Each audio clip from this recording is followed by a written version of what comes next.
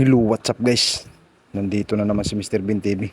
Pag-uusapan lang natin itong balita galing sa Inquirer Net. So kung bago pa lang kayo dito sa YouTube channel ko na Mr. Bin TV, please click subscribe muna. Paki-hit rin notification bell para lagi kayong updated sa mga bagong balita na katulad nito. So bago natin umpisa ng topic na to, so yun ang topic nating araw na to. Pag-uusapan natin itong pangbubuli na naman, pang-aharas ng mga Chinese Coast Guard sa ating mga resupply mission na naghatid sa Ayungin Shoal sa BRP Sierra Madre. Wala talagang kadala-dala itong mga Chinese.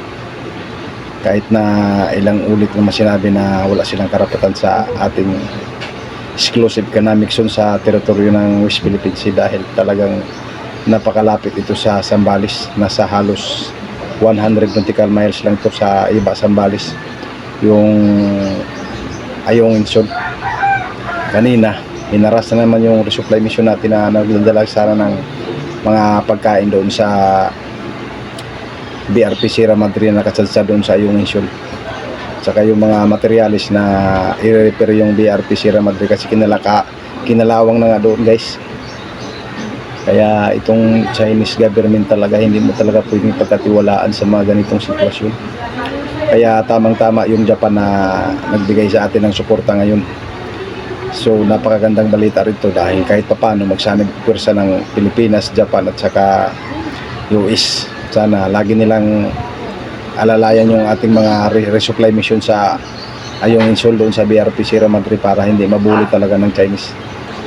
So yun ang pag-usapan natin guys, dahil nakakawalang bahala talaga itong mga Chinese talaga, Coast Guard. Kahit anong sabihin natin, ganun hindi talaga sila tumutupad sa mga usapan na ganun na katwiran nila. Nilabag daw ng Pilipinas ang soberenya nila dahil hindi raw tayo nagpaalam sa kanila, ang gobyerno, para magati doon ng resupply mission. Mga katarantaduhan yan. Paano tayo magpapaalam? Sakop nga natin ng International Exclusive Economic Zone, yung 200 nautical miles. Tapos ngayon sasabihin pa tayo pang maili. Halos napakalayo na nila sa mapa. Kung titingnan natin, napakalayo na ng China. Halos ilang nautical miles ang layo nila sa bansa nila. Nakakaabot pa rin dito sa mga teritoryo natin. Silang ang dahilan guys, dahil talagang mayaman talaga yung West Philippine Sea talaga. Hindi lang sa laman dagat kundi sa natural resources na nagsasabi na yan talaga ang West Philippine Sea talaga. Lalo na sa Recto Bank, Ayungin Shoal, yan talaga ang pinakapusod ng mga langis. Kaya yun ang hinahabol ngayon ng China, na makakuha nila yung Ayungin Shoal.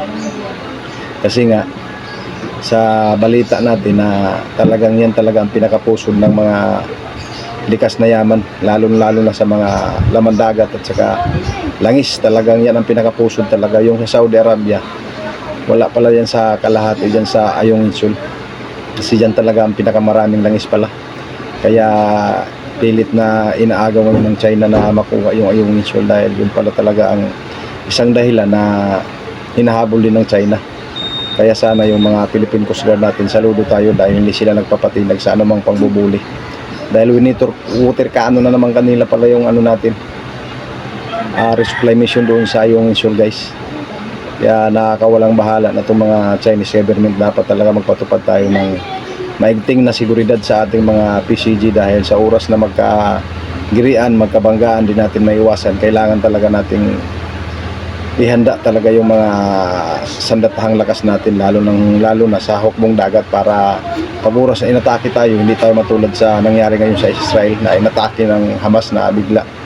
Kailangan talagang may mga findings yan para matingnan natin kung anong mga ginagawang hakbang ng Chinese government, dahil hindi natin pagkakatiwalaan talaga ang Chinese dahil hindi tumutupad sa usapan. So hanggang dito na lang yung topic natin ito. Huwag kalimutan mag-subscribe, mag-hit ang notification bell para lagi kayong ma-notify sa mga bagong balita na katulad nito.